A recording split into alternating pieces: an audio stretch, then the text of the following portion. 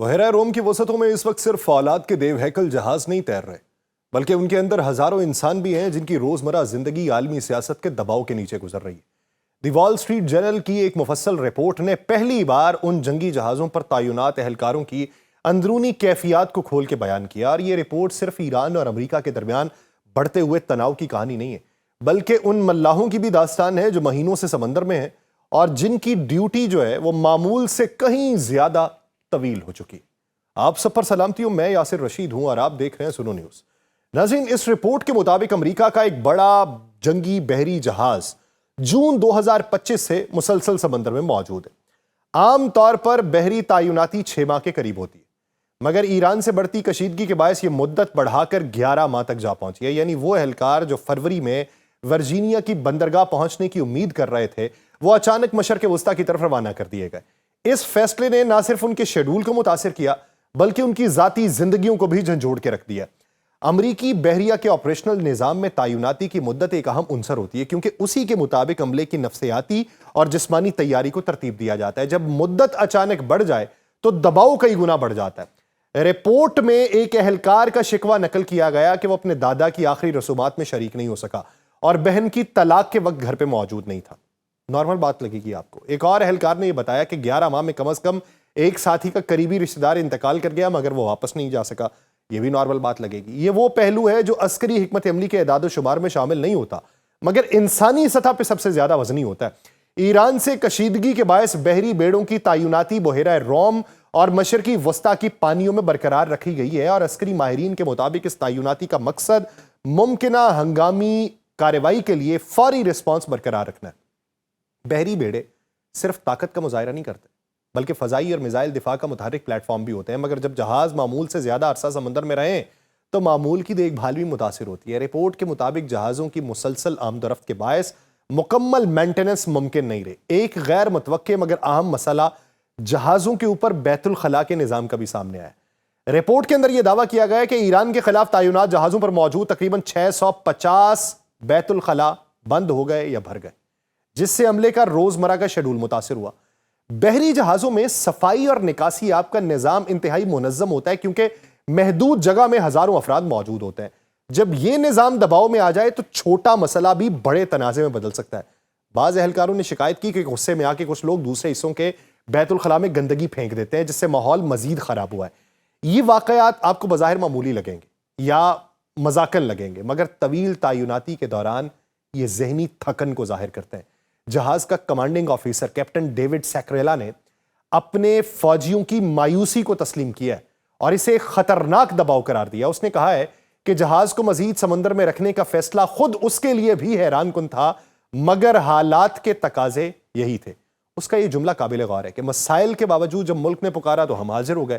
یہ بیان عسکری نظم و ضبط کی عکاسی تو کرتا ہے مگر اس کے پیچھے موجود انسانی قیمت کو بھی ظاہر کرتا ہے۔ ایران اور امریکہ کے درمیان تناؤ کے تناظر میں بحری تعیناتی کا مطلب صرف دفاعی تیاری نہیں بلکہ نفسیاتی پیغام بھی ہوتا ہے۔ جب بحری جہاز کسی خطے میں طویل عرصہ موجود رہیں تو یہ مخالف فریق کو واضح اشارہ ہوتا ہے کہ امریکہ اپنی موجودگی برقرار رکھنے کے لیے تیار ہے، مگر اس حکمت عملی کی قیمت وہ اہلکار ادا کرتے ہیں جو سمندر میں رہ کے مسلسل الرٹ حالت میں ہوتے ہیں۔ نفسیاتی ماہرین کے مطابق طویل سمندری تعیناتی میں سب سے بڑا مسئلہ تنہائی اور خاندانی دوری ہے۔ جہاز پر زندگی منظم مگر محدود ہوتی ہے۔ روزمرہ معمول سخت شیڈول پہ مبنی ہوتا ہے، آرام کا وقت کم ہوتا ہے، ذاتی خلوت تقریباً نہ ہونے کے برابر ہوتی ہے، اور ایسے ماحول میں چھوٹے مسائل بھی بڑے محسوس ہونے لگتے ہیں۔ رپورٹ میں اہلکاروں کی گفتگو سے اندازہ ہوتا ہے کہ بچوں کی یاد، گھریلو مسائل اور غیر یقینی مستقبل انہیں مسلسل ذہنی دباؤ میں رکھ رہا ہے۔ عسکری تجزیہ کاروں کے مطابق اگر تعیناتی کی مدت غیر معمولی حد تک بڑھتی جائے تو اس کا اثر آپریشنل کارکردگی پر بھی پڑتا ہے۔ تھکن فیصلہ سازی کو متاثر کرتی ہے۔ جنگی حالات میں ایک لمحے کی غلطی بھی سنگین نتائج پیدا کرتی ہے۔ اسی لیے بحری افواج عام طور پہ تعیناتی کے بعد ریلیف اور ریسٹ سائیکل پہ سختی سے عمل کرتی ہیں۔ موجودہ صورتحال میں یہ سائیکل ان کا متاثر ہو چکا۔ یہ پورا منظر ایران امریکہ کشیدگی کے وسیع تناظر کا حصہ ہے۔ بحیرہ روم میں امریکی بیڑوں کی موجودگی علامتی نہیں ہے، عملی حکمت عملی ہے۔ اگر خطے میں کشیدگی بڑھتی ہے تو یہی جہاز فضائی کارروائی، میزائل دفاع اور لاجسٹک سپورٹ فراہم کریں گے، مگر اس تیاری کی قیمت وہ لوگ ادا کریں جو مہینوں سے اپنے گھروں سے دور ہیں۔ اہم بات یہ کہ اس رپورٹ نے عسکری تیاری کے انسانی پہلوؤں کو سامنے رکھا ہے۔ جنگی جہاز فولاد کے بنے ہوتے ہیں مگر ان کے اندر موجود لوگ جذبات اور تعلقات سے بنے ہوتے ہیں۔ جب تعیناتی معمول سے دگنی ہو جائے تو صرف مشینری نہیں، انسان بھی تھکنے لگتے ہیں۔ یہی وہ حقیقت ہے جسے اکثر سرکاری بیانات میں جگہ نہیں ملتی۔ بحیرہ روم میں موجود امریکی بیڑوں کی طویل تعیناتی کا ذکر کرتے ہوئے ایک بنیادی سوال ابھرتا ہے کہ کیا تاریخ ہمیں یہ بتاتی ہے کہ مسلسل دباؤ، تھکن اور ذہنی بوجھ کسی بڑی اور طاقتور فوج کو بھی اندر سے کمزور کر سکتا ہے؟ تو جواب ہاں ہے۔ عسکری طاقت صرف اسلحے، جہازوں اور ٹینک سے نہیں بنتی، اس کا اصل ستون وہ انسان ہوتے ہیں جو ان مشینوں کو چلاتے ہیں۔ جب انسان تھک جائے تو فولاد بھی بے جان ہو جاتا ہے۔ تاریخ کے کئی ابواب ایسے ہیں جہاں بڑی افواج میدان جنگ میں ہارنے سے پہلے ذہنی طور پہ شکست کھا چکی تھی۔ اس کا مطلب یہ نہیں کہ ان کے پاس ہتھیار کم تھے، بلکہ یہ کہ طویل تعیناتی، ناقص رسد، سیاسی غیر یقینی اور گھر سے دوری نے ان کی نفسیاتی قوت کو کھوکھلا کر دیا تھا۔ سب سے نمایاں مثال ویتنام وار کی ہے۔ امریکہ اس جنگ میں عسکری برتری کے ساتھ داخل ہوا تھا، فضائی قوت تھی، جدید اسلحہ تھا، مالی وسائل کے لحاظ سے وہ کہیں بڑا تھا، مگر جیسے جیسے جنگ طول پکڑتی گئی، امریکی فوجیوں میں تھکن اور مایوسی بڑھتی گئی۔ جنگوں میں طویل گشت، غیر واضح محاذ اور یہ احساس کہ فتح کی تعریف ہی واضح نہیں ہے، سپاہیوں کے ذہن پہ بوجھ بنتا گیا۔ 1960 کی دہائی کے آخر تک امریکی فوج میں ڈسپلن کے مسائل ہوئے، منشیات کا بڑھتا استعمال ہوا اور کمان پر عدم اعتماد نمایاں ہوا، اور یہ وہ مرحلہ تھا جب عسکری طاقت موجود تھی مگر نفسیاتی توانائی کمزور ہو گئی۔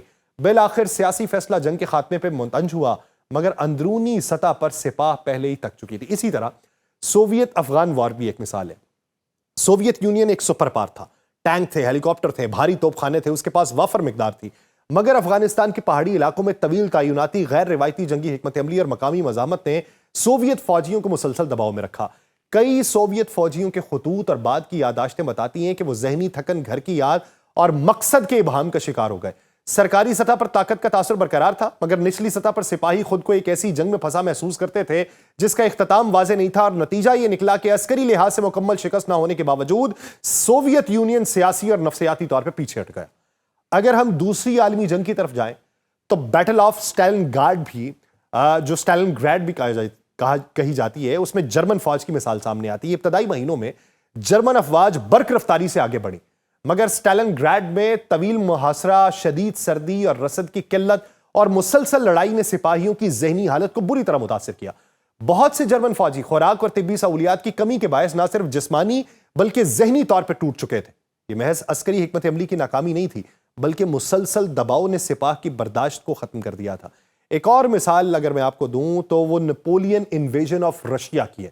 نیپولین کی فوج یورپ کی سب سے طاقتور افواج میں شمار ہوتی تھی، مگر روس کی طویل مہم، سرد موسم، رسد کی کمی، مسلسل پیش قدمی نے سپاہیوں کو تھکایا۔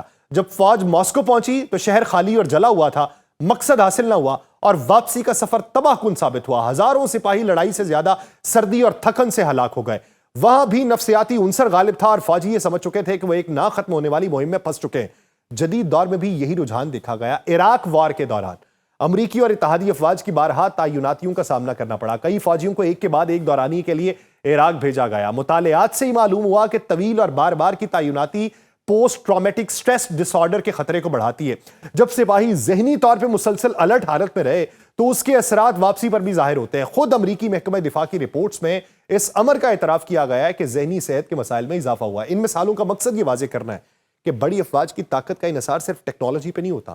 اگر بحیرہ روم میں موجود بیڑوں کے اہلکار 11 ماہ سے مسلسل سمندر میں ہیں، یا 11 ماہ نہیں تو آپ 7 ماہ سے لگا لیں، اگر ان کی واپسی غیر یقینی ہو چکی ہے، اگر گھریلو واقعات میں شرکت ممکن نہیں رہی، تو یہ عوامل رفتہ رفتہ ان کی نفسیاتی کیفیت پہ اثر انداز ہوں گے۔ ابھی یہ کہنا قبل از وقت ہوگا کہ اس کا فوری عسکری نتیجہ کیا نکلے گا، مگر تاریخ بتاتی ہے کہ طویل تھکن کو نظر انداز کرنا دانشمندی نہیں۔ یہ بہت سارے لوگ کہیں گے کہ وہ بری فوجیں تھیں، اتنا عرصہ رہیں، پھر جا کے نفسیاتی دباؤ کا شکار ہوئی، یہ تو ابھی ہوئے۔ جو بری افواج ہوتی ہیں اور جو بحری افواج ہوتی ہیں، اس میں زمین آسمان کا فرق ہوتا ہے تھکن کے حوالے سے۔ عسکری ماہرین کمبیٹ فٹیگ یا جنگی تھکن کی اصطلاح استعمال کرتے ہیں، اور یہ وہ کیفیت ہے جب سپاہی مسلسل خطرے، غیر یقینی اور دباؤ کے ماحول میں رہے تو جذباتی طور پہ وہ سن ہو جاتا ہے یا بے چینی کا شکار ہو جاتا ہے۔ دوسری عالمی جنگ کے دوران اسے شیل شاک بھی کہا جاتا تھا۔ وقت کے ساتھ اس کی سائنسی تشریح بہتر ہوئی، مگر مسئلہ اپنی جگہ موجود رہا۔ ایک اور پہلو اہم ہے کہ جب قیادت خود اپنے اہلکاروں کی مایوسی کا اعتراف کرے، جیسا کہ موجودہ رپورٹ میں بحری کمانڈر نے کیا ہے، تو اس کا مطلب یہ ہے کہ دباؤ حقیقی ہے۔ اچھی قیادت اس دباؤ کو تسلیم کر کے اس کا حل تلاش کرتی ہے، خراب قیادت اسے نظر انداز کر دیتی ہے، اور تاریخ میں جہاں قیادت نے سپاہیوں کے جذبات کو نظر انداز کیا، وہاں نتائج زیادہ سنگین نکلے ہیں۔ رومن سلطنت کی افواج کی مثال دیں، طویل سرحدی تعیناتیوں کے دوران کئی بار بغاوتیں ہوئیں کیونکہ سپاہی برسوں گھر واپس نہیں جا سکے تھے۔ सल्तनत के पास ताकत थी, अंदरूनी बेचैनी ने उसे कमजोर किया। ताकतवर रियासतें अक्सर बैरूनी दुश्मन से पहले अंदरूनी थकन से मुतासिर होती हैं, और बहेरा रोम में मौजूद अमरीकी बेड़े के तनाजुर में सवाल ये नहीं कि वो अस्करी तौर पर कमजोर है, सवाल ये कि क्या तवील तैनाती का इंसानी असर पॉलिसी साजों की तरजीहात में शामिल है। अगर तारीख का सबक सामने रखा जाए तो वाज़ेह होता है कि थकन को महज आर्जी मसला समझना गलती हो सकती है। तो क्या अमेरिका ये गलती कर रहा है? एक बुनियादी सवाल। मुझे दीजिए इजाजत, अल्लाह के बाद।